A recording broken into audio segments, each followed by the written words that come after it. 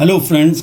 Good evening. Welcome to NEET PG Live Daily. I have been discussing, anticoagulant drugs and many drugs that had effect on the blood components, right from the hematinics, fibrinolytic drugs, and vitamins and all that.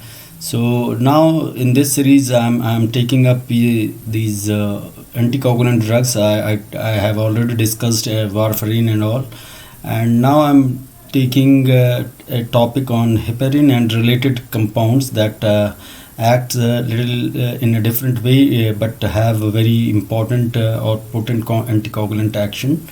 So today is the turn of this heparin and related compounds, and for those who are attending this NEET PG Live Daily on YouTube for the first time, I would like to introduce myself as Dr. Pramod Sharma. I am MD and DM from PGI Chandigarh, and I have been teaching on this platform for past 3 months. Guys, I keep reminding you about this app, that is Telegram app. This is a kind of messenger app just like WhatsApp. If you have not downloaded it, please download it and be member of this group. Just join this group, so that this group is important for you for knowing all the daily schedule of the classes and all that, because we as educator keep posting the class which we are going to take, at what time and what topic will be covered and all that. So this information is shared with you well in advance. So that is always good for you, because you also are preparing for your exam. So you have also your timetable, so you can take out time for your favorite class or favorite educator or any favorite topic where you are having some difficulties, and you expect that this difficulty will be resolved once you watch that particular session. So but on this group you cannot send us message, but we can see our messages, and that is sufficient for you, because you need idea about that deep timetable and all that, so that you can plan your activities accordingly. There is one more platform, if you are not aware of, let me tell you that this is called Special Classes. That is also fully free, absolutely free. You don't have to pay a single penny for that. But this classes you can watch only on Unacademy Learning app. This is an app developed by Unacademy, which is available on both Play Store as well as Apple Store. According to your smart device, you can download for your operating system. But this Unacademy Learning app gives you more flexibility in terms of that on this platform. Once you are watching these classes, you have you have opportunity to interact with the educator in terms of sending live messages, so that educator can directly see them, and because the interface is such that everything is visible, and can answer that query if you have and genuine query that can be answered there only. And moreover, if you join or follow the educator on this particular app, if you have downloaded this app, installed this app, and you follow a particular start following a particular educator, you can send him direct messages. So the advantage is that if something which you are not you are having confusion or doubt about something, you can send such queries, not other than that, just related to topics and all that. Rest of things will not be entertained. So you can send them, and definitely I'll come back within time, well in time, so that your query is resolved and you get full benefit of attending these classes. So you can always follow me up there. So this is the advantage of this learning app, and this is a grade above the YouTube classes, because you have more opportunity to interact. For those who want something more than what is available on free platform, of course the free platform cannot fulfill all your needs and all that. So for those who want something more than that, and would actually this is for making his or her selection more sure in the examination. So these guys may be looking for something extra, which any platform, or looking for some platform that can provide that extra which they are looking for. So Unacademy has come up with that particular platform, and that is NEET PG Plus. But this is a service which is really plus in features, because you get much more what you get on these free classes. Although, let me clarify one thing: the quality of the classes are same everywhere. It is not compromised at all at any platform. This is the unique thing that you will notice. But other facilities which are there, that is why it is subscription based service. So to avail this service, you need to get subscription, because once you are on this platform, you will definitely realize that it is worth paying for this facilities this portal is providing to the learners. So this subscription for this NEET PG Plus is available for 12 months and 24 more 4 months. We definitely recommend this 24 months, but if you are not able to afford that much, you can also go for 12 months subscription, because this much time is necessary, because syllabus is vast and all subjects are to be covered. And during this prolonged time, during 12 months, you will have opportunity to interact with almost all educators from different subjects, different speciality. So you will gain not only the academic knowledge, rather than you will imbibe some more qualities from those educators also, because they are all expert and having vast experience in their field of expertise. And moreover, the educators keep floating their special courses on this NEET PG Plus, so you will be exposed to more and more courses, and if you attend them, you will definitely realize that after attending those courses, it becomes you will feel little easier to take up any PG entrance examination than otherwise. So this is this you will feel when you are on this platform, and this will you realize. So you should not regret later on. It's always better late than never. So still the time is there, and you can come on this platform. And for this 12-month subscription, if you apply this referral code Dr. Pramod, you will get 10% instant discount. So it will be roughly falling around 20,000 rupees, and little more if you add to this 12-month subscription, that is roughly 25,000. After applying discount, you can extend your subscription to 24 months. That is a big saving, if you say. And you can pay accordingly, whatever you feel convenient. Payment can be made through different modes of payment. And the advantages which this Unacademy NEET PG Plus that offers to this NEET Academy Unacademy NEET PG Plus offers to its learner are many, and they are in the form of these live classes. But these live classes are little different in the sense that because of the less number of learners on this platform, they have ample, in fact, opportunities, lot many opportunities to interact with educator, because it is very easy for the educator to give personalized attention to each and every learner. And the learner can always interrupt the educator and keep communicating with the educator with their queries, with their doubt, their confusion, or anything other than that, if they are willing to ask. So there is a very healthy real-time interaction between the educator and the learners. So this is how any learning process becomes more robust and efficient if there is a two-way communication in real time. So you will have a feel of being in a physical class if you really join this NEET PG Plus. Other than that, there is facility of live polls, leaderboard. These things are also important to self-assess yourself, and as well as we also come to know where the group is going, how group is performing. And there are test series and their analysis which you should solve more and more, so that you becomes more confident.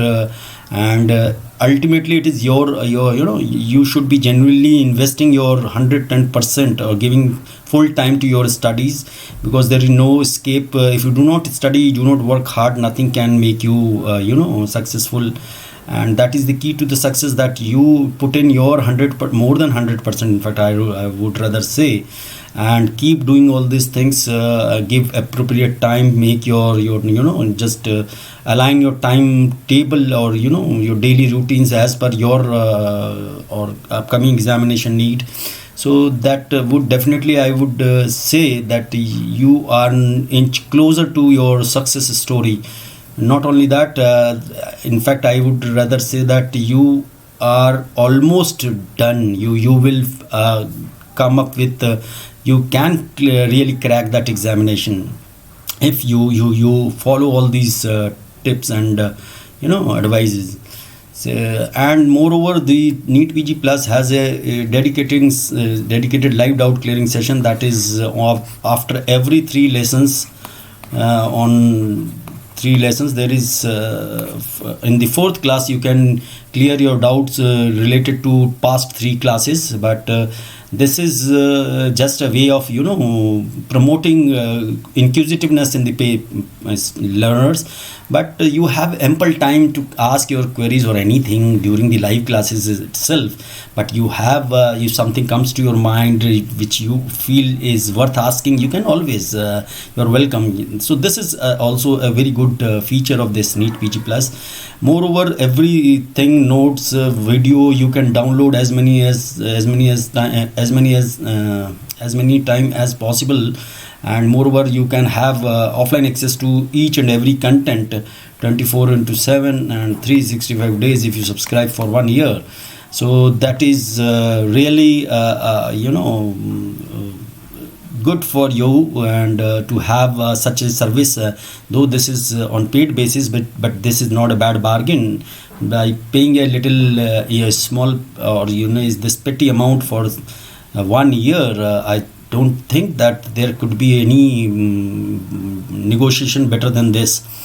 And moreover, this is considered as one-stop solution. Once you subscribe to this is one stop solution for all your needs, and rest we will take care of. And so I would definitely suggest and recommend, being an educator or having experience in the subject, and considering the need for these kind of services, I would definitely recommend to you to join this NEET PG Plus. Otherwise, you have full free classes that you can always enjoy. So that is about this NEET PG Plus. Let us talk about the topic proper, which is heparin and related anticoagulant drugs. Heparin, you must have heard this name number of times, and you must have seen this heparin being used in the wards in patients. And this is a glycosamine glycans, and it is released present in the secretory granules of the mast cells. These glycosamine glycans are also known as mucopolysaccharides. They are actually negatively charged polysaccharide compounds, and they are composed of repeated disaccharide units. Repeated disaccharide, so this is glycosamine glycan structure. And this heparin, which we use in therapy or in clinical practice, is actually extracted from the porcine intestinal mucosa, because this porcine intestinal mucosa is very rich in mast cell, so it is extracted from there, purified and used. However, we have other related anticoagulants, which I said that we will discussing heparin and related compounds. So we have this LMWH, this is low molecular weight heparin. So you first know that heparin is also called as high molecular weight heparin, or it is also called unfractioned heparin, or it is also called as conventional heparin. Just remember, all these names are synonyms for heparin. So this low molecular weight heparins are nothing but they are actually derived from the heparin itself, unfractioned heparin. by enzymatic or chemical depolymerization, means the size is reduced, and it results in the fragment which are smaller in size. That is called low molecular weight heparins. They have some advantages over and above unfractionated heparin. That is why these low molecular weight heparins were actually manufactured. Another compound is fondaparinux. This is absolutely chemically synthesized compound. It is synthetic pentasaccharide. 5 saccharide units, which actually resembles or mimic the area of the heparin molecule, which is essential for binding with antithrombin 3, or antithrombin is a protein that is present in the circulation. So it is actually that pentasaccharide sequence, a specific sequence, which is chemically synthesized. So we will be discussing today this low molecular weight heparins. We have number of compounds under this low molecular weight heparins, and this fondaparinux sodium has other uses. So we will be discussing all this one by one. If we look at the mechanism of action of heparin or any these other agents, they do not have their intrinsic anticoagulant activity. They do not act as such. They do not have any activity if they are mixed to the blood, but they do not have something called antithrombin. So they act indirectly through interacting with the protein which is produced by the liver and circulates in the plasma in sufficient quantity. So all these 3 compounds actually bind to antithrombin 3. And for binding to this antithrombin 3, I was talking about this pentasaccharide sequence that is present in the heparin structure. Pentasaccharide sequence. Heparin structure is essential for binding to antithrombin 3 because that has attraction towards antithrombin 3.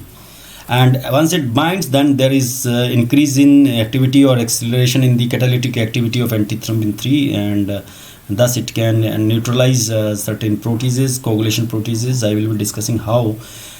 These proteases like factor 10 and thrombin, especially these two, they bind to specific arginine serine peptide bond of the antithrombin polypeptide structure, and once they attack this, there is formation of covalent complex with this antithrombin 3, and they are thus trapped. So they are now engaged with antithrombin 3 and they cannot act on coagulation pathway. So this 1:1 complex is formed between the protease and the antithrombin 3, and this is actually a kind of suicide substrate inhibition, because this antithrombin acts as the suicide substrate, because this forms a stable permanent complex with thrombin and factor 10 and is not separated or dissociated from it at any point and at any cost.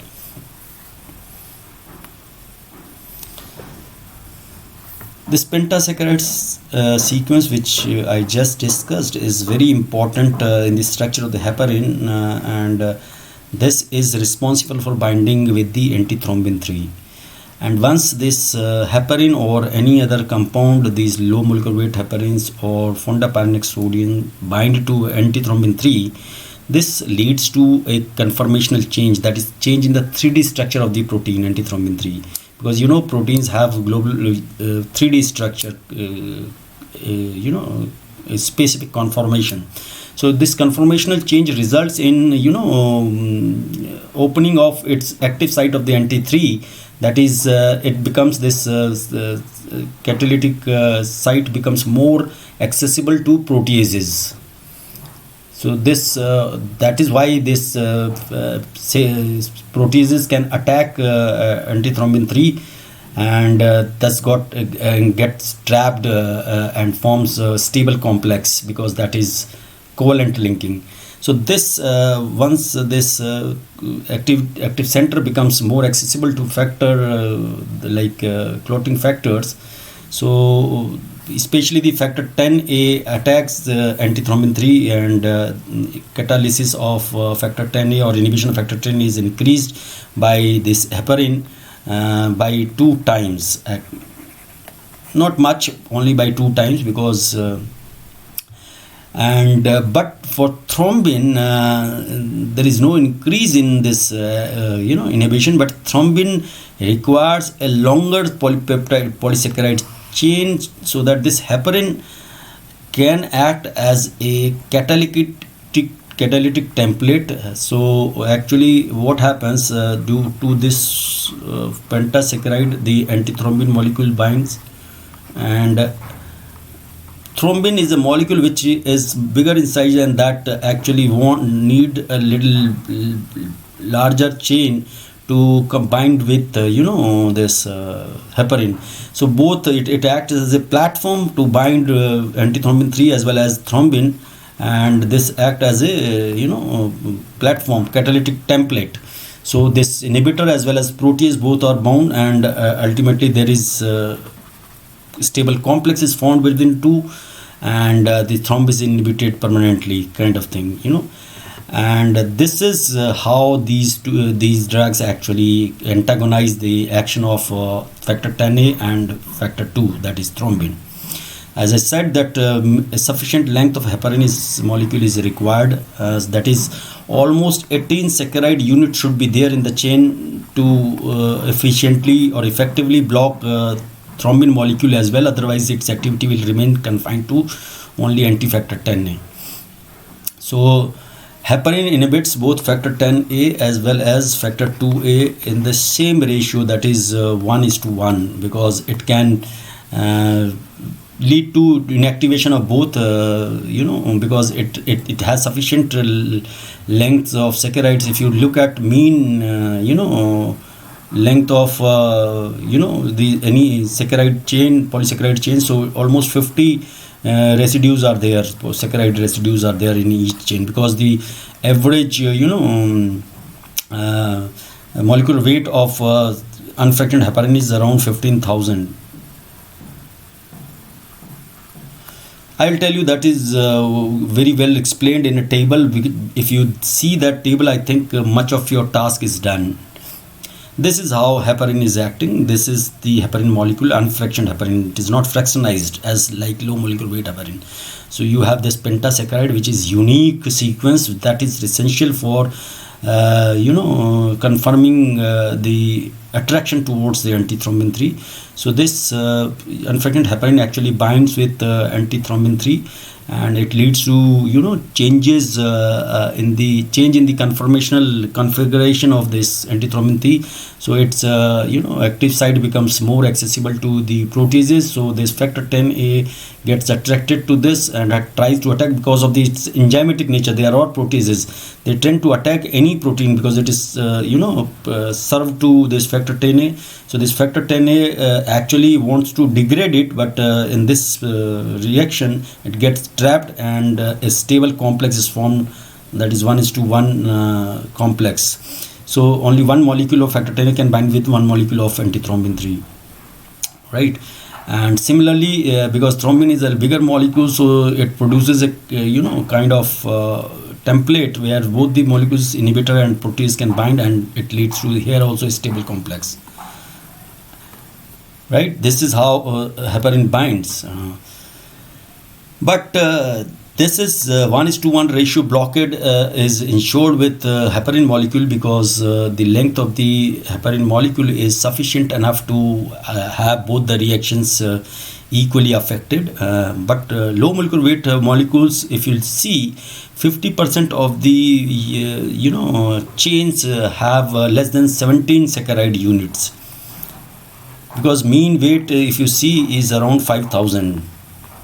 And one unit is roughly molecular weight of 300. So it has mainly 17, less than 17 or 17 saccharide units. So it can only affect factor 10A activity, but can will affect thrombin, but to the lesser extent, because this is the mean weight, this is the mean length. Some of the chain may have length longer than or having more saccharide units than 17. So those can inhibit thrombin. Only those can inhibit thrombin. But this was not the restriction with unfractionated heparin. So, but this is limitation of the low molecular weight heparin. It also inhibits factor 2a, but the activity on the factor 10a is higher, and that is why the inhibition occurs in the ratio of 3:1 or 2:1. But in case of heparin, it was 1:1. So this is the reason, because fractionization has resulted in some advantages, but the loss of some activity in terms of inhibition of factor 2a. This synthetic compound fondaparinux sodium is absolutely a synthetic analog. As I said, it is a pentasaccharide sequence which is important for binding with thrombin, and because it has only 5 these sequences and pentasaccharide sequences, so it can only inactivate factor 10. It has no effect on thrombin activation or inhibition. So this has only factor 10 inactivity. So all these promote all these agents, fondaparinux sodium, low molecular weight heparin, unfractioned heparin, can all these promote covalent complexes between the antithrombin and proteases, thereby inhibiting these proteases to act in clotting mechanism or clotting pathway, right?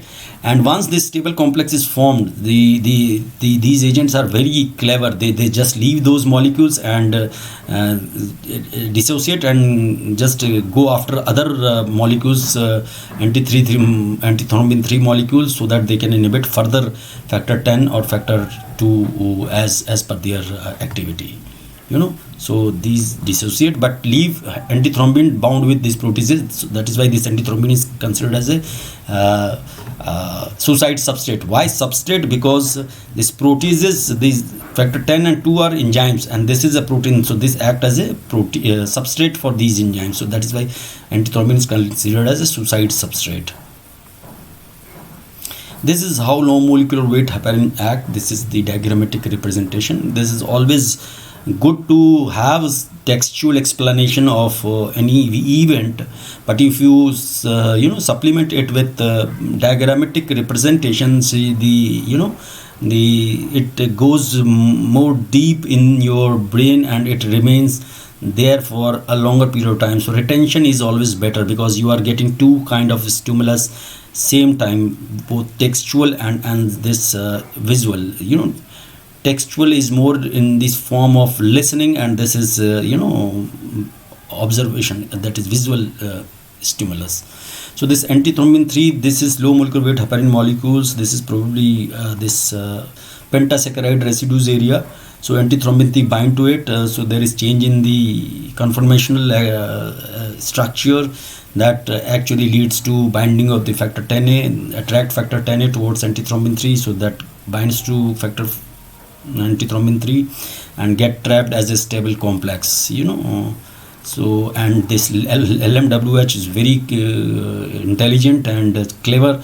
Just leave this stable complex away and dissociate from there, and can find other factor antithrombin molecule to interact with factor 10a. This is how fondaparinux sodium acts. You can see this fondaparinux sodium is a pentasaccharide residue only, nothing more than that. This is antithrombin 3 molecule. It's bind to antithrombin 3 molecule just here, and you can see there is conformational change. You can see it was like a square, now it has become. So this is just to indicate, this is a representation to show that there is some changes is occurring. It is exactly not like that. And this factor 10a has been shown as a elliptical shape, so that's why it is made like this, so that it fits into it. So this factor 10a fits into it, forms a stable complex, covalent linkage, and this fondaparinux sodium gets dissociated as usual, as happens with other agent also. And this can be recycled, can be used to block other antithrombin molecules. So this is how these pathways are going on. And this factor 10 inhibition is important, because this is the center point for both intrinsic coagulation pathway as well as extrinsic coagulation pathway. Without factor 10a, the clotting mechanism cannot be accomplished. So this is, both the pathways are blocked actually.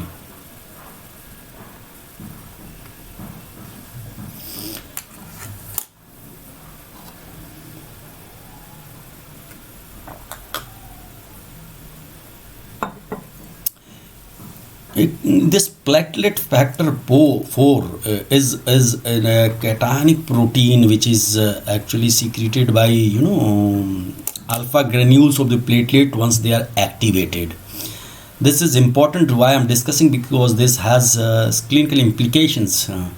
And this platelet factor 4 has high affinity for heparin and binds with it and prevents its interaction with antithrombin 3.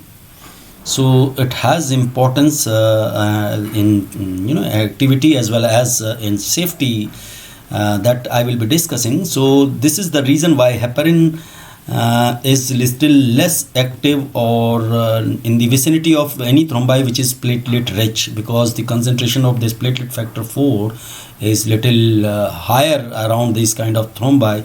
So heparin is little less effective on this platelet rich thrombi. But this is not the case with low molecular weight heparin or fondaparinux sodium, because they have very less affinity for this particular factor, and they retain most of their activity against such platelet rich thrombi also. So they act better than heparin in such situations. Heparin also does affect other functions. For example, it can interfere with the platelet aggregation. So but such an effect is not manifested with or exhibited by other two compounds, these low molecular weight heparins or fondaparinux sodium. And heparin also have action that is called plasma lipemia clearing effect. If you know that after meal, if it is usually, if it is fat rich, your plasma becomes looks like oil. In fact, it becomes translucent, or you can see that it can, because it is carrying fat along with it. So this heparin can induce this this plasma lipemia clearing effect by causing release of lipoprotein lipase in the circulation, and this lipase actually breaks down the triglyceride which is available in the blood or plasma to glycerol. Triglyceride is broken down to glycerol and fatty acid.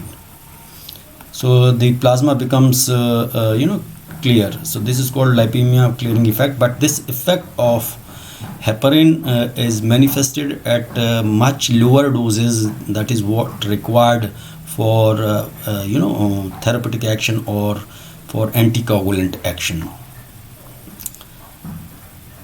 I discussed about oral anticoagulant, that is warfarin. Warfarin is not to be used during pregnancy because it can cross placenta, and its concentration is similar to concentration in fetal blood is similar to maternal plasma. And during first trimester, if it is used, it can lead to fetal warfarin syndrome, and during second and third trimester, it is more likely to cause CNS side effects, CNS malformation, fetal warfarin syndrome, and it can also lead to even fetal bleeding and even intrauterine death also. So this safety is a concern during pregnancy, but it can be used in certain situations in pregnant women, the women who have mechanical heart valve. So because in that case the benefit outweighs the risk. Otherwise it is contraindicated during pregnancy. But these agents, all three, they cannot cross placental barrier and would not affect the fetus, so they are considered as safe during pregnancy. In fact, they are the drug of choice during pregnancy if anticoagulation is required for certain conditions. But for the safety reason, these compounds or these agents should be discontinued at least 24 hours before the delivery. Discontinued 24 hours before the delivery, just to reduce the risk of or reduce blood loss during the postpartum hemorrhage. So this is the a rational practice to discontinue these drugs well before the time of delivery, that is almost 24 hours before. All these agents, if are given orally, are not absorbed. This is the limitations of this compound, because parenteral therapy nobody likes, but this is the problem with these agents. That is why warfarin is still in use, because It is can be given orally, so it can be used for months or years together. But we have other agents also now which are orally effective, but some many have limitations. Some are not approved for certain conditions and all that. But we'll discuss those when I talk about oral thrombin inhibitors as well as factor 10A inhibitors kind of things. So these agents needs to be administered parenterally, and heparin in fact can be given as IV injection, that is both intermittent and and continuous infusion. Intermittent you can give every 4 to 6 hours, and infusion is to be given every 8 to 12 hours. You can give infusion also infusion is continuous infusion, and intermittent you 4 to 6 hours, and the subcutaneous injection you can give every 8 to 12 hours. So the frequency may be BID to TID, right? But in case of this injection, this could be QID even. So once heparin is administered through IV route, the action is immediate. Because there is antithrombin present, it will immediately bind with heparin and start acting. It's not like there is no lag period as in case of warfarin, because it will take time to affect the gamma carboxylation of the coagulation factors, and one has to wait for dissipation or exhaustion of all the already carboxylated coagulation factor present in the blood. So that kind of time lag is not there in the action. The action is immediate. This low molecular weight heparin and fondaparinux sodiums are uniformly absorbed from the site of injection, that is subcutaneous injection. The reason being they are smaller in size, and low molecular weight heparin also has more homogeneity, less variation in the size of the polysaccharide chains, because as I said, mean length is 17 units, so there is less of differences in the length of the chains. So the absorption is proper and predictable, in fact uniform. But as in heparin, the problem is there is wide variation in the molecular weight of the different chains. So it can be mean is 15,000. So you can very well imagine, first thing is these are larger molecule chains, and mean is 15,000, so some may be less than that and rest will be more than that even. So that is why the absorption is little unpredictable, and bioavailability is also a concern that I'll discuss how it can be taken care of. So, and this heparin is mainly cleared by reticuloendothelial system and degraded in the reticuloendothelial system, but rest of the two are actually eliminated by the kidney. So this, when you are this heparin is being given, a very small negligible amount of intact heparin may also appear in the urine, but the major route of elimination is reticuloendothelial system. Those are macrophages and all present in the reticuloendothelial system. That in the last class I discussed about certain laboratory investigation, different times like prothrombin time, INR I talked about, APTT, thrombin time, etc. This APTT is the investigation which is used to monitor heparin therapy, So the prolongation of APTT, how much we need to lengthen it as compared to control. So this is all because of APTT. So it is very sensitive test.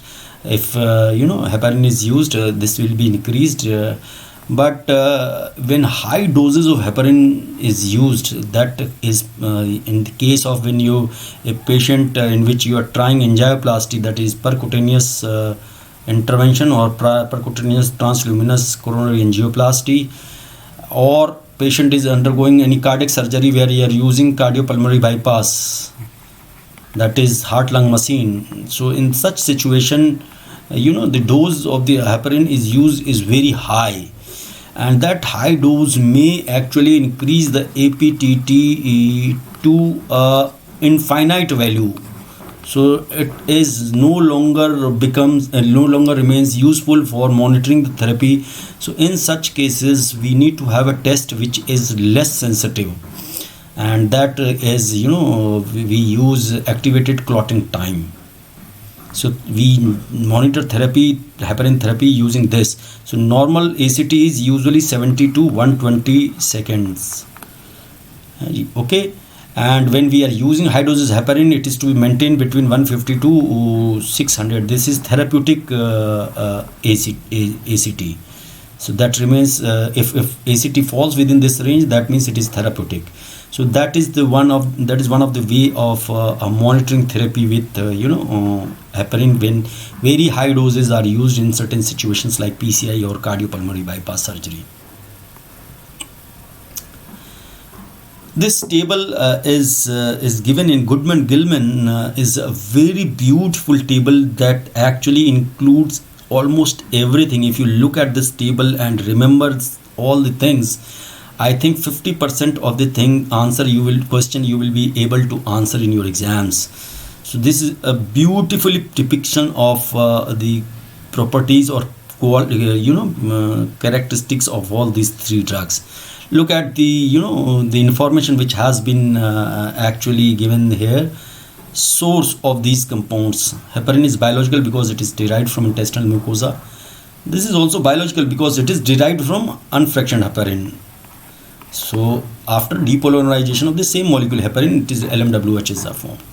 Fondaparinux is all entirely synthetic, chemically synthesized. Mean molecular weight in Dalton is 15,000, 5,000, 1500. I told you one saccharide units weigh around 300. So you can imagine the mean length of the each chain would be around 50 here, 17 here, and 5 here. So this is pentasaccharide, So this is mean, actually I am saying mean. But here it is almost, because this is pentasaccharide, so this will not differ from 1500, hardly any difference. All would have around weight around this 1500.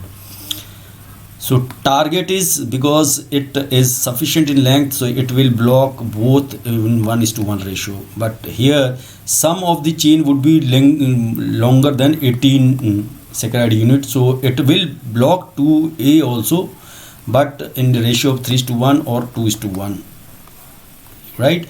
And this has nothing to do with thrombin, only 10A. If we give subcutaneous injection, because this is the most common way of giving injection if you are using a long term, because you cannot afford giving infusion and all that, so subcutaneous injections are the most common route of use on long term. IV can be given in certain situation for certain period of time. So viability, if you see, is only 30% for heparin from subcutaneous route, because from subcutaneous area the drug needs to be absorbed gradually and to reach systemic circulation where the action is there. So this at low doses you can see, and more you increase the dose, the more unpredictable becomes viability, and you cannot predict reliably the pharmacodynamic activity of this compound. That is the reason why monitoring is required to see that APTT, whether is it within the well target range, or it is crossing the target range or remaining lower than that. So that will guide you, that will guide the dosing in these cases.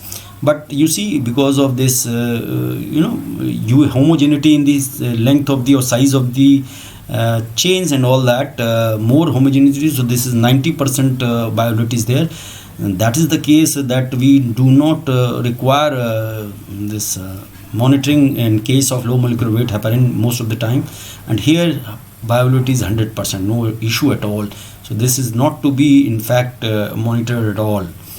Half-life can vary from 1 to 8 hours. If you give a small dose, suppose subcutaneous 5000 unit, 1 hour. But as the dose increases and high full doses are being used, it can increase up to 8 hours. So it is all dose dependent. This is 4 hours, 17 hours, but can increase in case of if you have renal impairment, right? So renal excretion, no renal excretion in case of heparin, because most of that is cleared by RES. But here, yes, these are dependent on renal function for their removal from the body. And antidote effect, if you see, there is overdosing or bleeding is occurring because of so we have antidote which can be in this action of heparin can be completely antagonized with the availability of protamine sulfate, but that only partially capable of antagonizing the action of low molecular weight heparin. That I will tell you why. And fundaparinix sodium, not at all. It's protamine cannot act as an antagonist for fundaparinix sodium. Thrombocytopenia is a class effect, you can say, with these anticoagulants, but with the more refinement in the formulations, the incidence decreases. It is least with fundaparinix sodium, or rather it can be used this in certain thrombocytopenia, that is heparin induced thrombocytopenia. So largest means greatest risk is with heparin, followed by low molecular weight heparin and fundaparinix sodium. So this table has lot of information. Many questions can be framed from this table itself, and if you remember these information, you can very well answer questions like this. This has 4 hour time, but this acts for 12 hours, so it can be given for BD, and this can work as OD injection. There is one clinical situation which has important importance in the therapy of heparin and anticoagulation with heparin. This is called heparin resistance. This is to be considered when there is no therapeutic APTT, because you monitor heparin therapy with APTT. But I'll tell you, this APTT is not considered as an ideal test for monitoring therapy, but this is available at most of the places.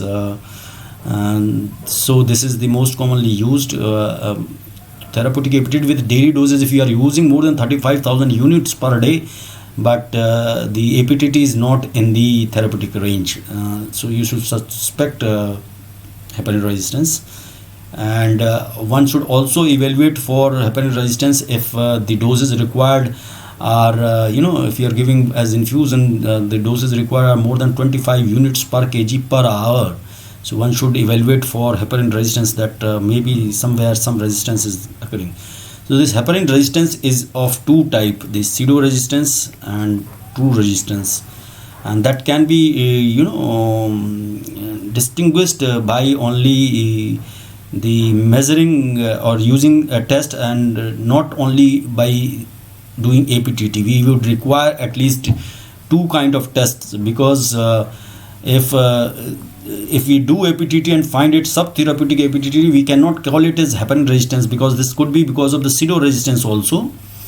And that is why, to confirm that it is a true resistance, we have to do both anti-factor 10A level and the APTT both. So in case of pseudo resistance, APTT is subtherapeutic, that is why we are suspecting that resistance is there, but anti-factor 10A level is normal. So this test becomes important. Or if you do only this test, monitor with this therapy, you can very well monitor the heparin therapy. You don't need this APTT at all. So and in case of true resistance, both are actually subtherapeutic, but here this APTT is subtherapeutic, but anti-factor 10 level is normal, and this is how we can differentiate. So true resistance occurs in situations where there is deficiency of antithrombin 3. Usually there may not be complete deficiency, but there are certain circumstances where there could be complete congenital deficiency of antithrombin 3. Other than, there are acquired factors also. For example, the patient is receiving asparaginase therapy, or patient has cirrhosis or nephrotic syndrome, or many things. If patient is undergoing hemodialysis, that can remove a lot of heparin, or maybe increased clearance by enlarged spleen. That can also happen, because the spleen is an organ of reticuloendothelial system. So in these situations, true resistance can develop, but pseudo resistance is mainly due to the increase in factor 8 and fibrinogen level. These are actually systemic inflammatory proteins, considered a systemic inflammatory, can increase due to systemic inflammation in case of malignancy, pregnancy, or even liver and kidney disease also. So one should suspect pseudo resistance to occur if you do what you should do before initiating APTT therapy. If you would first do platelet count, because that I will you will come to know why I'm telling this. Platelet count, and you just measure APTT and compare it with patient APTT with control value. If this APTT value is less than the control value before initiating the therapy, heparin therapy, you should suspect that it is a kind of pseudo resistance. You can diagnose initially also immediately that a picture of pseudo resistance kind of thing, and that could be because of this raised factor 8 and fibrinogen. So this is how to diagnose and manage pseudo resistance. I told you the diagnosis required anti-factor 10A level, so you can do this anti-factor 10A level, and this is an assay, this anti-factor 10A assay, this is called, and APTT both. So if both are reduced, then this is true resistance, but if only APTT is reduced but factor 10A level is normal, then it is pseudo resistance. And moreover, you can to support your diagnosis, suppose anti-factor 10A levels are normal, so you came to know that this is pseudo resistance, but to support that you can also go for plasma levels of factor 10A and fibrinogen, factor 8 and fibrinogen. These tests are not easily immediately available, and fibrinogen level, plasma fibrinogen level, to support your diagnosis, because if they are raised and factor 10 level is normal, it means you can diagnose with the conviction that it is a case of pseudo resistance. So how would you actually manage this pseudo resistance? There is nothing to worry about. You should shift from APTT monitoring to anti-factor 10A level monitoring.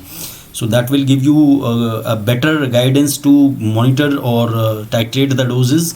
And moreover, if you have you can change from heparin to low molecular weight heparin if the patient is having normal renal function and no procedure is anticipated or planned, or any surgical procedure or any kind of diagnostic procedure which can lead to bleeding and all that. So that is if that is not planned. So shift to low molecular weight heparin. One important thing you would be having in your mind that okay, anti-factor 10A we can do, but what exactly is this anti-factor 10A assay? This anti-factor 10A assay, you can say factor 10A assay is nothing but it is a test to indirectly find out the concentration of the low molecular weight heparin or heparin in the plasma. This is one of the way to find out. Actually what we do, the principle here involves one substrate is used which is linked to chromophore substrate of factor 10A. This substrate is linked to a colored compound, so this can be also considered as a chromogenic assay. So this is linked to a colored compound, and when this factor 10A, this is a substrate for factor 10A, so factor 10A will degrade this, attack this substrate. So what will happen? This color compound will be released, and that will give a signal to the sensor in the analytical system, and that will give you that the signal will be converted into a value, right? A digital value, maybe numerical value. Fine. This is how every analytical system works. So what we do, we give a known concentration of factor 10A with antithrombin 3. Means we take the blood patient sample and add known concentration factor 10A and antithrombin 3 along with that, and this substrate as well, and what happens if suppose in the plasma there is a level of the heparin or low molecular heparin is much more than what is required to inhibit this 10A. So what will happen?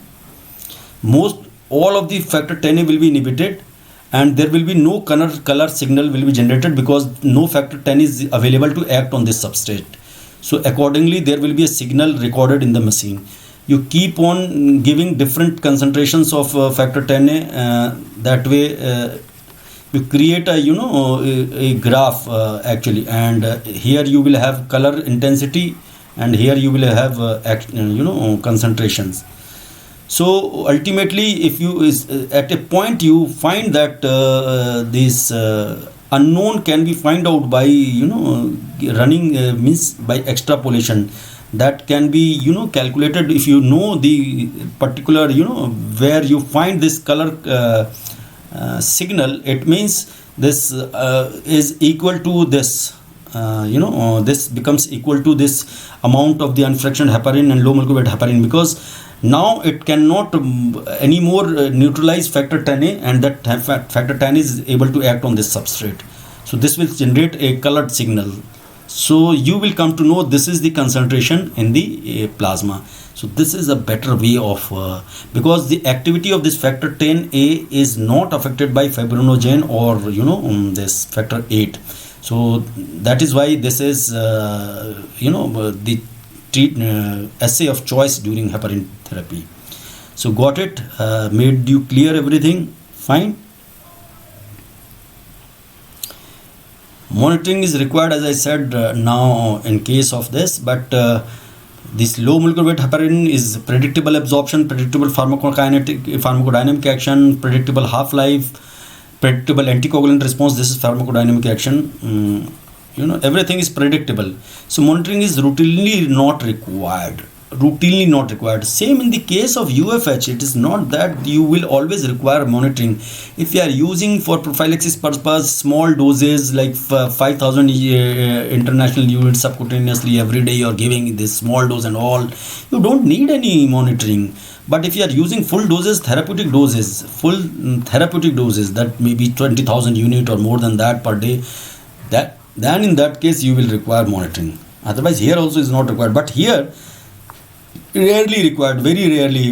And fondaparinix not at all. If you ask me, I would rather say it's not required at all.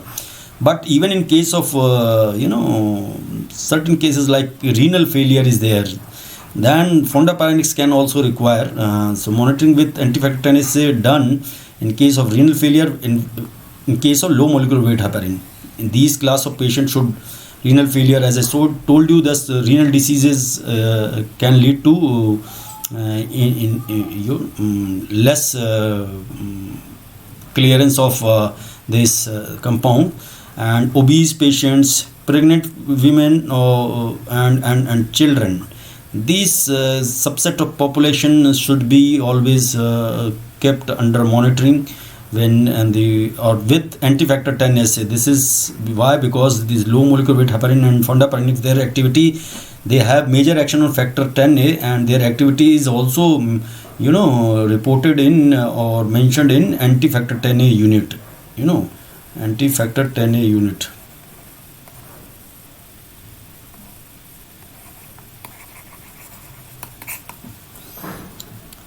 Right. So this is important, the role of monitoring.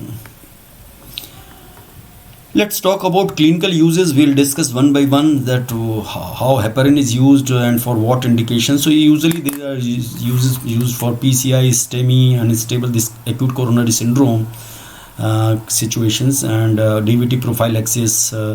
Other than that, it has regular anticoagulant also. Moreover, it can be used in other situations as like catheter block and all that.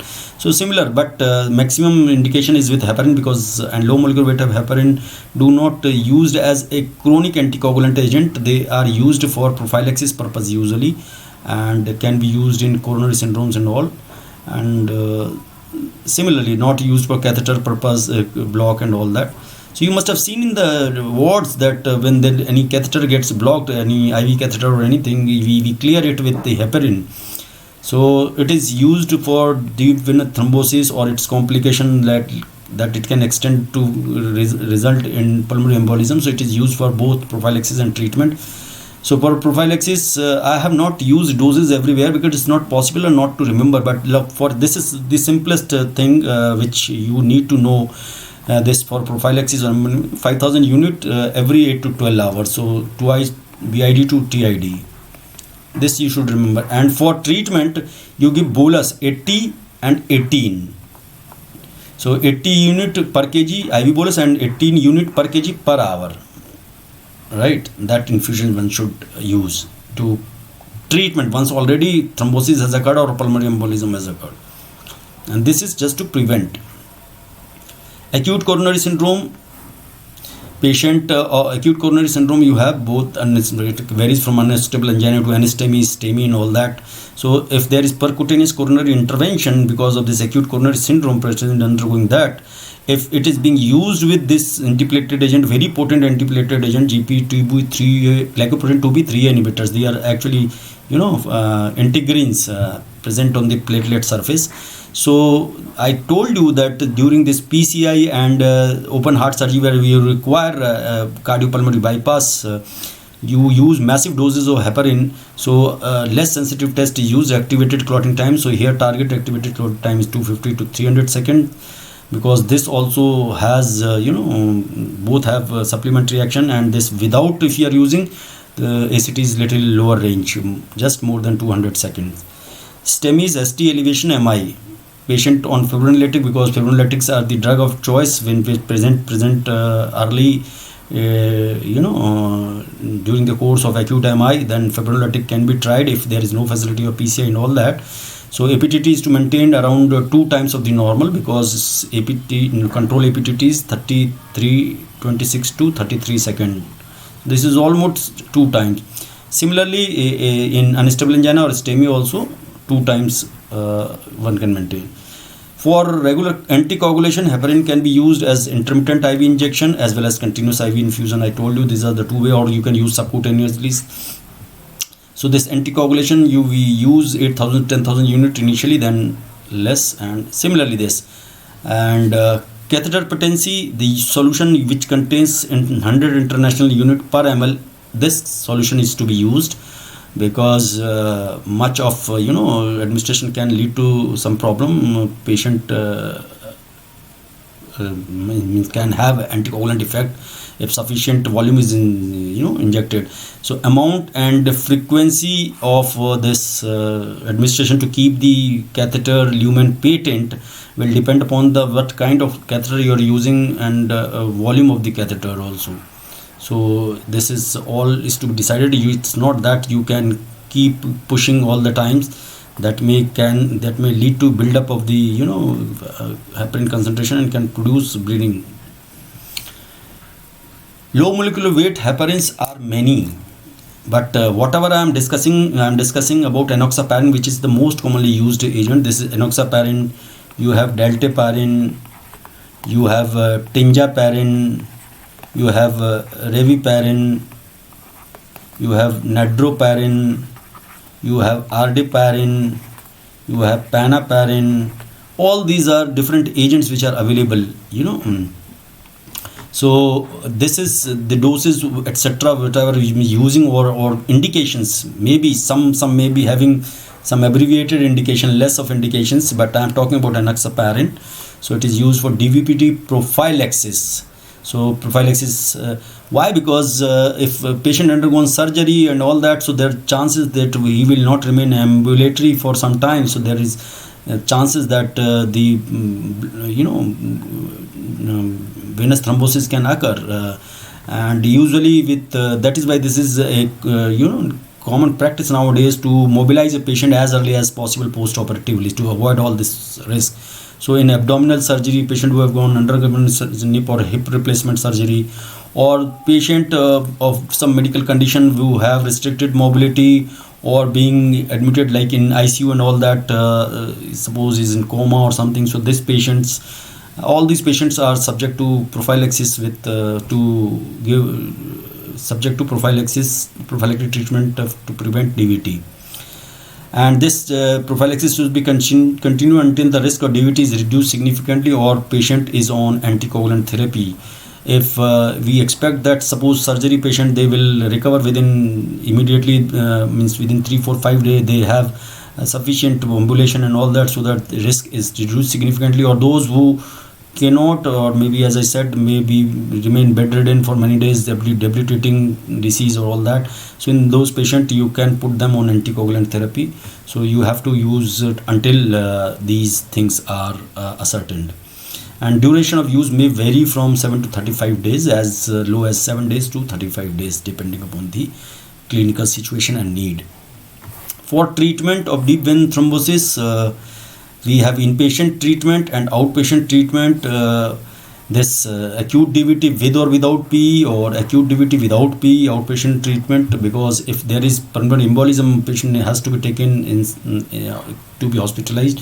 In both the cases, one should initiate warfarin within 72 hours of low molecular weight heparin, because at this time we are using enoxaparin and all that, but within 72 hours you need to start warfarin and continue for minimum of 5 days at least this low molecular weight heparin, or when the target INR is achieved, that is 2 to 3. I already discussed with warfarin.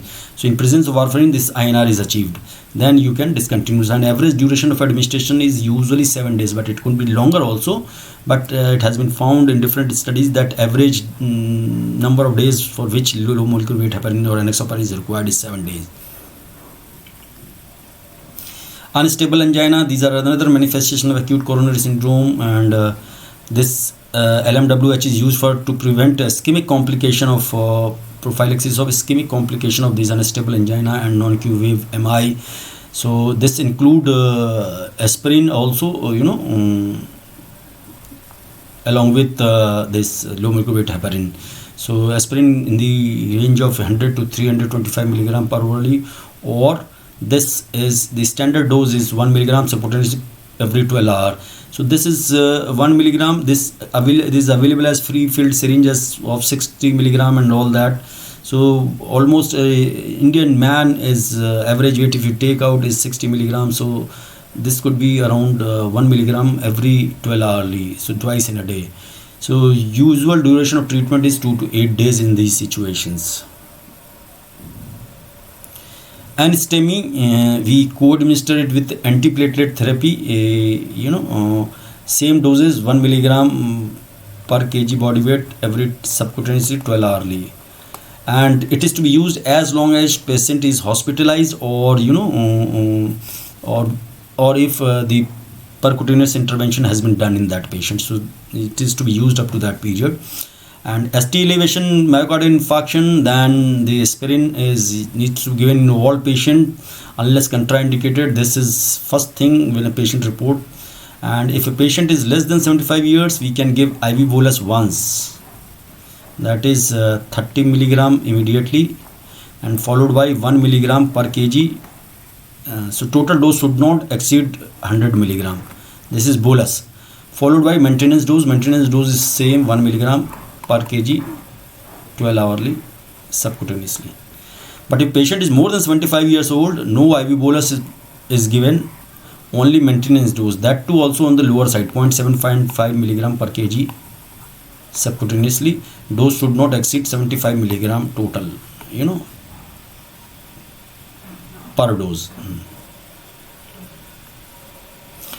With coronary intervention, if the patient reports to hospital and he has received enoxaparin injection, suppose before this PCI enoxaparin, if it is more than 12 hours, then you can use this dose. If it is between 8 to 12 hours, you should use 0.3 milligram per kg.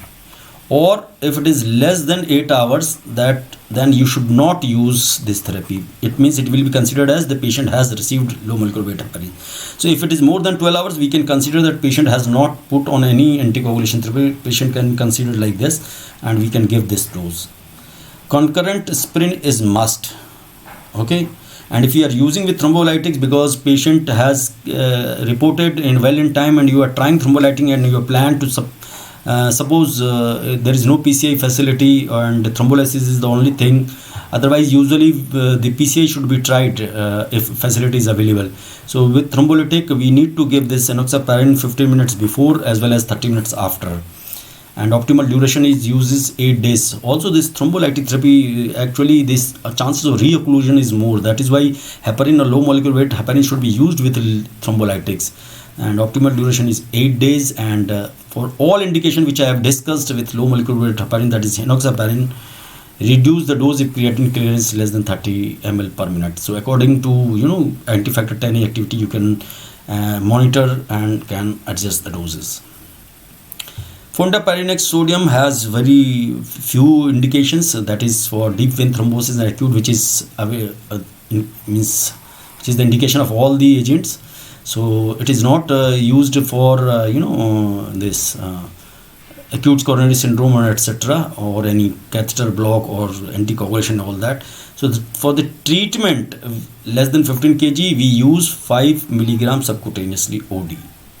If a patient is 50 to 100 kilo, use 7.5 milligram, and if more than 100 kilo, use 10 milligram for 5 to 9 days, vary from 5 to 9. And for prophylaxis, prophylaxis can only be used in patients who are more than 50 kg. It is not to be used in prophylactic use for provided purpose in patient less than 50 kg, contraindicated.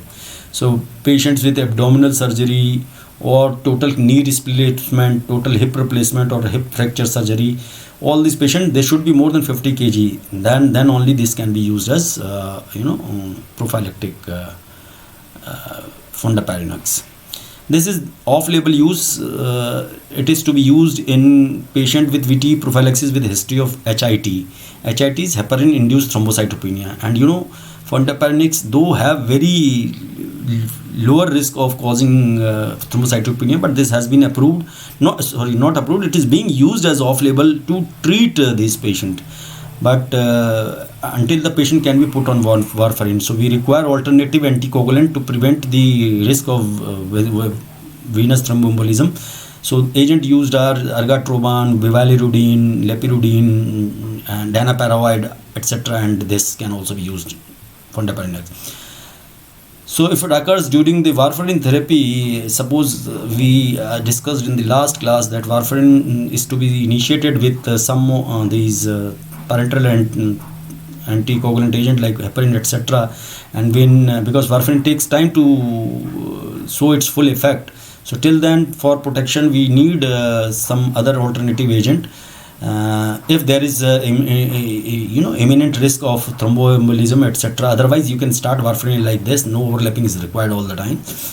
So if you are starting warfarin with low molecular weight heparin or heparin, and you observe any kind of thrombocytopenia, unexplained thrombocytopenia at least 5 days after therapy, should immediately stop all treatment and use alternative therapy. Because if you continue with warfarin in that patient, even if you stop heparin and all that and continue warfarin, that can increase the risk of skin necrosis and venous gangrene, limb gangrene, all that. So warfarin should be reinitiated only when platelet count has returned to normal. And this is to be used in this situation is the dose is 2.5 milligrams once daily for 5 to 10 days. Fine. This will be very surprising if we do not talk about bleeding with anticoagulant agent. So whatever we use like antiplatelet agent, antifibrinolytic agent, anticoagulant agent, bleeding is bound to occur because these drugs, these are all extension of the pharmacological effects of these group of drugs, because they are somehow interacting with the clotting mechanism, physiological clotting. So bleeding is the most common. If you ask the most common side effect of antihypertensive drug, one should always tell hypotension. What is the most important side effect of anti-diabetic drug?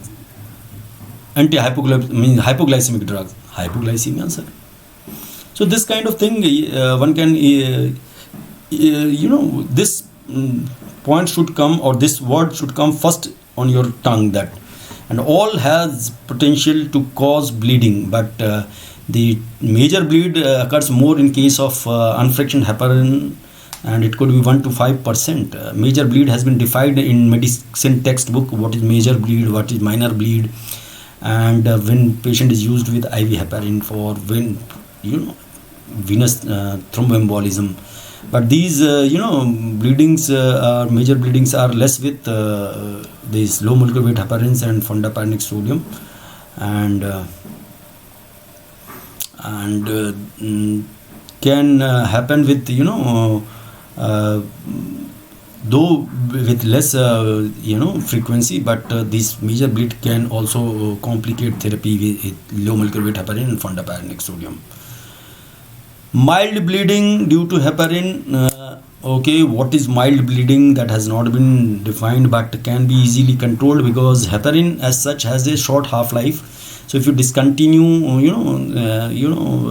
infusion, etc., so its action is disappeared within hours. So one can anticipate control of such bleeding without use of specific antidotes and all that. But if bleeding is life threatening, then you have to use antidote, and that is protamine sulfate. Protamine sulfate is actually derived from the salmon sperm. The salmon is a fish, cold water fish, and it is nothing but a complex of this protein is a complex of basic polypeptides, and these are to be used in IV infusion.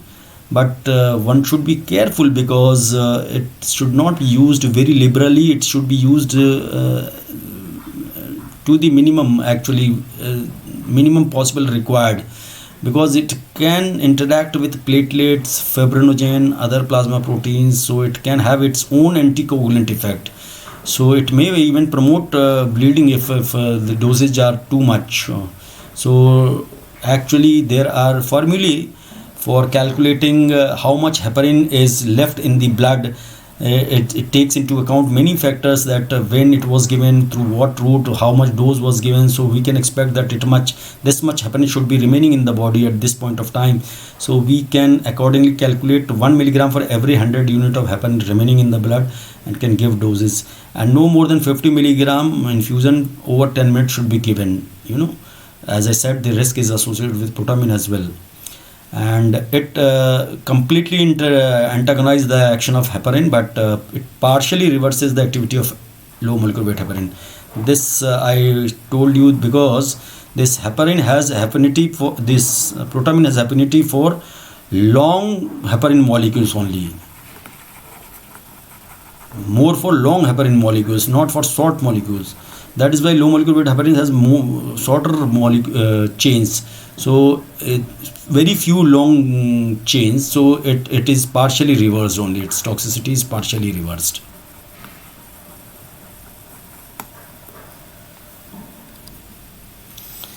This is, other than bleeding, is an important problem. This should not be 0.5%, because it should be less than 5%, because we saw in that table that almost 5% of the patient, up to 5% of patient may suffer from heparin-induced thrombocytopenia if heparin is used. So it can occur in less than 5% of patient after 5 to 10 days of therapy, but risk is less with low molecular weight heparin and fondaparinux. And I will tell you how it happens, because I will give you a diagrammatic representation. This is because of the this platelet factor 4. I told that is involved in efficacy as well as in safety, bearing on safety also. So this platelet factor 4 binds with heparin, and this complex antibodies are formed against them, and because of this, all this problem, this heparin-induced thrombocytopenia occurs. So risk is lower, but though their risk is definitely there, but it is lower with these compounds.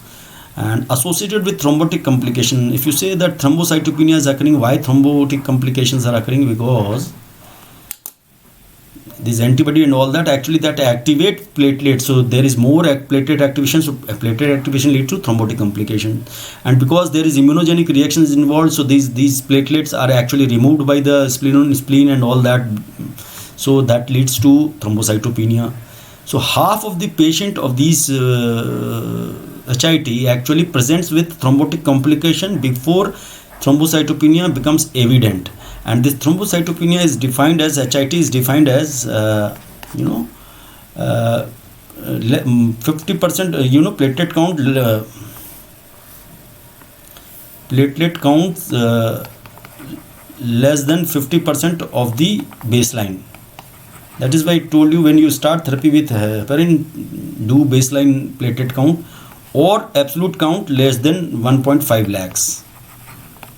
Both fall under the category of heparin-induced thrombocytopenia if it is started after heparin therapy. It is more common in surgical patients than the medical patients, and women are twice as vulnerable as men for this complication. And this is IgG antibodies, I told you, as formed against complexes that is formed by heparin platelet factor 4. And the moment this heparin-induced thrombocytopenia is diagnosed, you should stop heparin, and you should never try giving low molecular weight heparin in place of heparin, because there is cross reactivity of these antibodies with the low molecular weight heparin. So you can even worsen the situation. So you don't use that, but you can use femdopyrenic sodium, that is off-label used in this situation. But other drugs which are required during this period, if there is, because this drug, this heparin was being used to prevent thrombotic complication, so during withdrawal of the heparin there would be increased risk of thrombotic complications. So we need alternative anticoagulant, and that can be argatroban, is a thrombin inhibitor, bivalirudin, fondaparinux we have already talked, or danaparoid. Danaparoid is available in few countries only.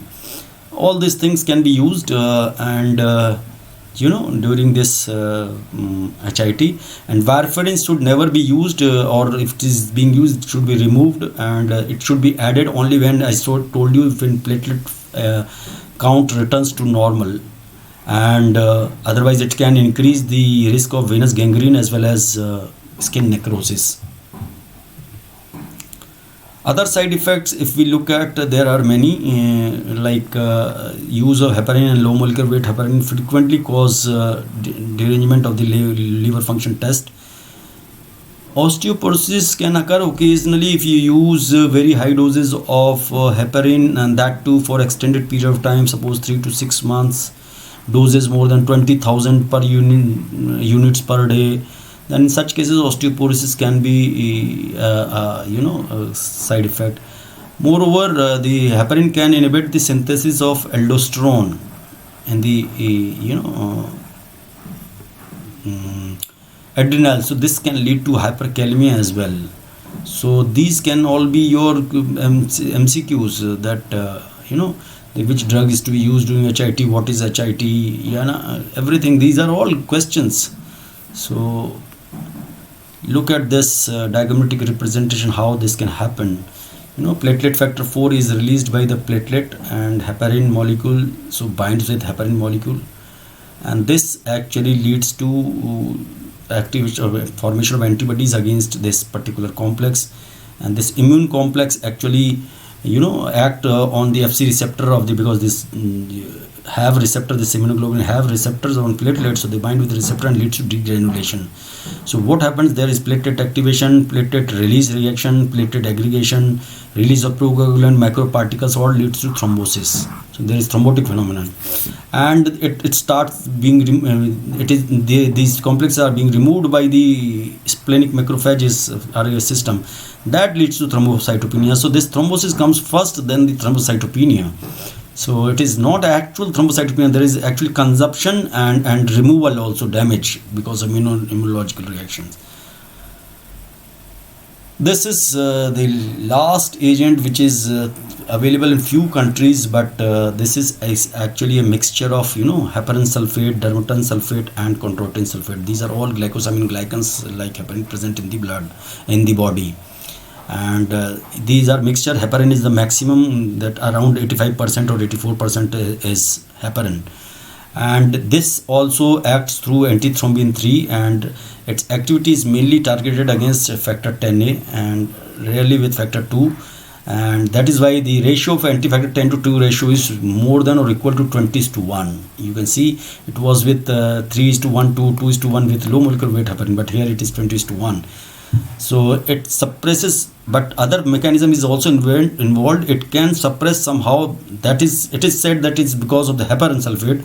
activation of the factor 9 mediated activation factor 9, which can mediate thrombin conversion, thrombin activation.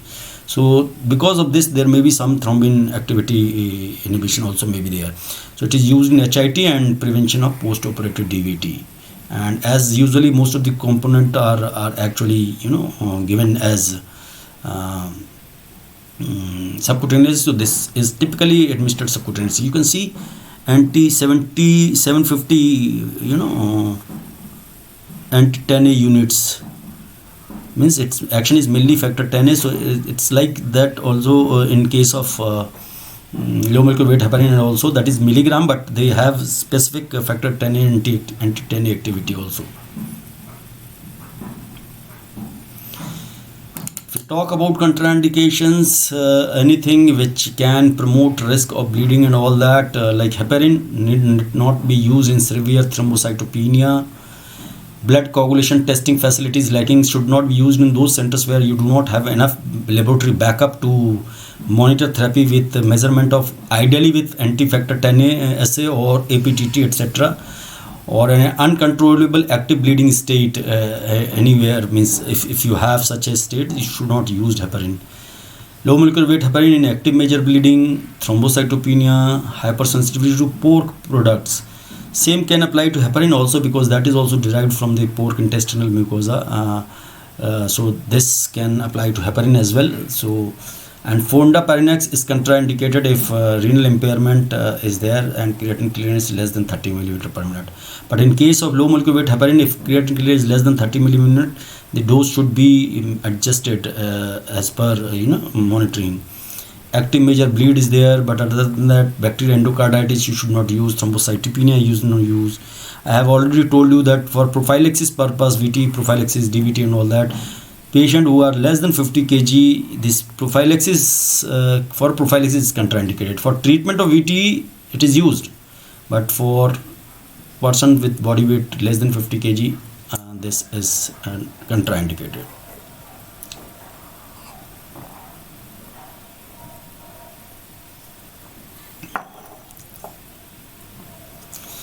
Friends, I would again remind you this that have Telegram app, so that whatever we share on this app about our classes, topic, etc., at what time you will get all this information. So for that you need to join this group. Moreover, because you guys are also have your timetable or scheduled for each day of the week, because the exams are nearing and you are very much involved in your studies and all that. But if you have problem in any particular topic or subject, if you come to know that beforehand, that is the topic that is to be covered today by a particular educator, you can always take out time to or manage accordingly to watch that particular session, all that. So it is always good to have a priori information about all these classes. So just for your interest, I am telling this, and we many times share the link of the class also, so you can directly click that and it will take you to the NEET PG site on the Unacademy this YouTube. So it is always good to have information, but the one thing is that you can only receive message, you cannot share any message on this. So this is the restriction. And but what extra you need just information about the class and all that. And guys, if you are not aware that other than this white YouTube platform, there is something called special classes that run special classes that is also entirely free. You don't have to pay a single penny, or and that is available only on this learning app, which is designed by Unacademy. So you need to first download and install this app on your system, and you can this is available for both Android based device and iOS based device. So the advantage with this particular app is that the interface is entirely different, and not unlike this on YouTube classes where you cannot interact with your educator, and or cannot ask directly queries and all that, but in special classes you have that much flexibility, so you are more close to the educator in terms of communication. So you can communicate anything. If you find any difficulty in any point not understanding, and or if you are confused somewhere, you can always ask and that will be answered or replied back immediately. So you have opportunity to interact with the educator. So this is the one plus point, good point about this special classes. And moreover, you can follow any educator which you like. You can follow that educator. If you start following that educator, you can send direct message to the educator if you have any query, and trust me, I will come back that with the query resolution well in time. But other than that, nothing will be entertained, only the academic related things that will be entertained. So this will be one extra portal for you, or a platform for you to take advantage of free service. And if you are not aware, you also download and tell your friends of friends, spread this information as much as possible, because it's going to ultimately help all you guys who need this kind of services. Those who are actually willing to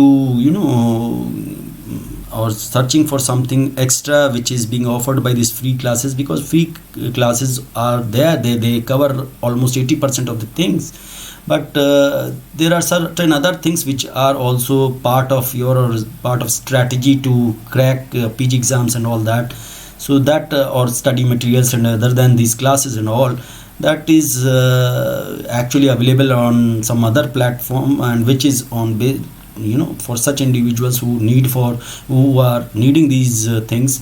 Though most of the requirements are fulfilled by these free classes, but those who are looking for something extra, and to just to ensure that they get the crack the examination in first go, they do not want to leave any opportunity unutilized. They want to use as maximum as possible everything, so that they get the better rank, or better college, or the subject of their choice for them.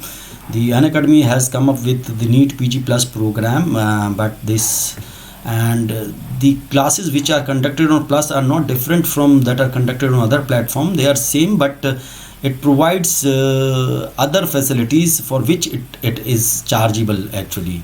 And trust me, the quality of the classes are never compromised on Unacademy. Let it be a free portal or paid portal, the classes are always up to the mark, and this is always kept under monitoring and observation.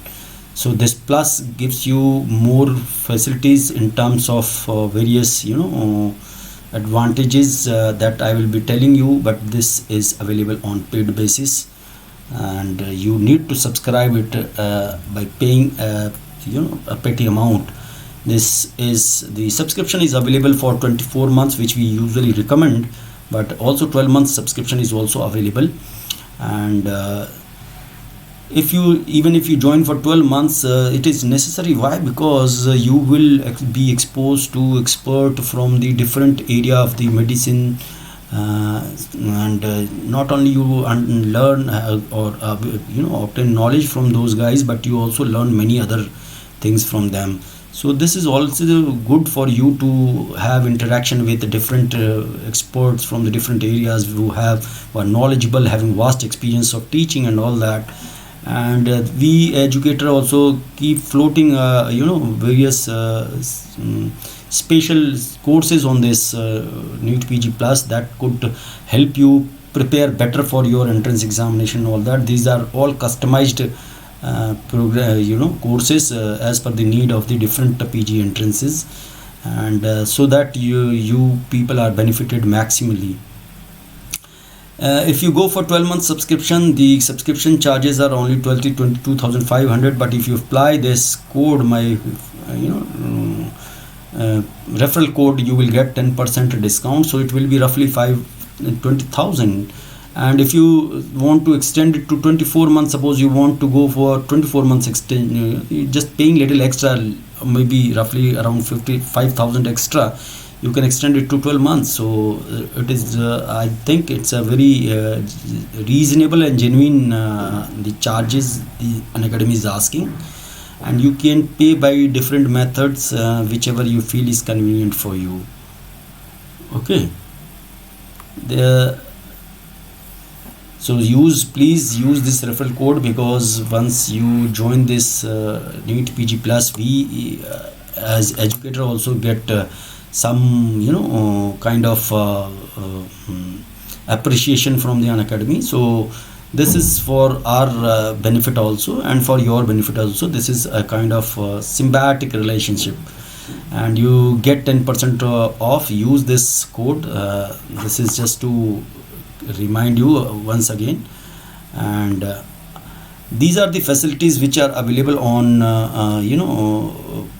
this Unacademy NEET PG Plus, where these live classes are not just live classes. They will give you feel of being in a actual classroom, because the number of learners on this platform are less. Obviously the paid service, it is paid service, so you have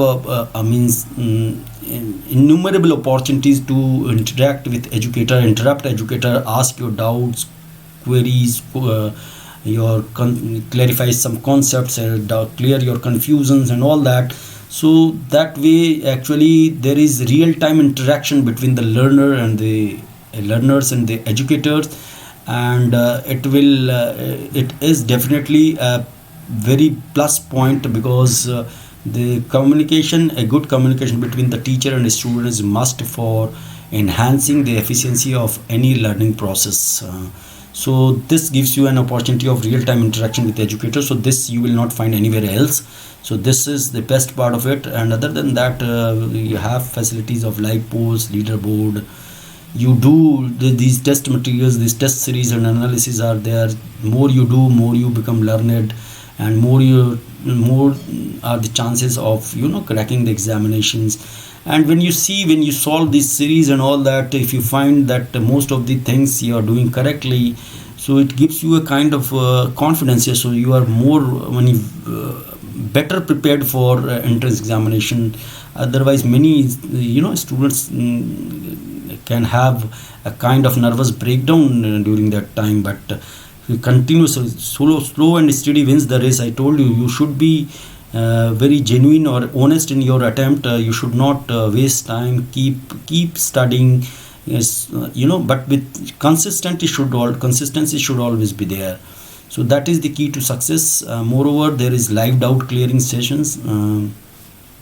That is, after every 3 class you have a live doubt clearing session where you can ask your doubts, though they can be clarified during the live classes also, but anybody can develop any doubt later on also. So there is no restriction on those. You can always come up with those doubts, and we will be happy to answer those. And moreover, the number of students are less, so we always give a kind of personalized attention to each and every learner, and this is the plus point. Moreover, this offline access is fantastic, because you have paid for it, so you never have any problem in downloading any material from the site.